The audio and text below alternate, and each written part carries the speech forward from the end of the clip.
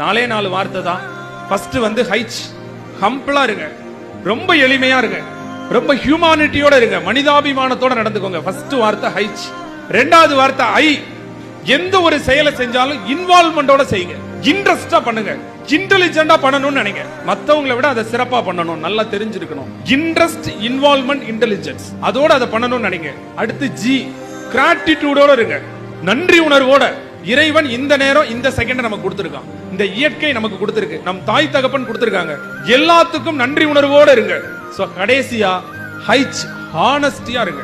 ஏன்னா நீங்க நேர்மையா இருந்தீங்கன்னா என்னைக்குமே நம்மளுடைய டிஸ்கானஸ்ட் நம்மள வாழ விடாது, நேர்மை ஒருபோதும் உங்களை சாக விடாது. அதனால நேர்மையா இருங்க. ஆரம்பத்துல நீங்க ஸ்ட்ரகிள் ஆகலாம், ஆனா அதுக்கப்புறம் நீங்க பாத்தீங்கன்னா உங்களுடைய நேர்மை உங்களை என்னைக்கும் என்ன செய்யும், வழி நடத்தும். நம்ம தாய் தகப்பன் பட்ட கஷ்டம் நம்ம நிச்சயமா பட போறது இல்லை. நீங்க நேர்மையா இருந்தா மட்டும்தான் அது நிலைக்கும். அதை நீங்க மனசுல வச்சுக்கோ.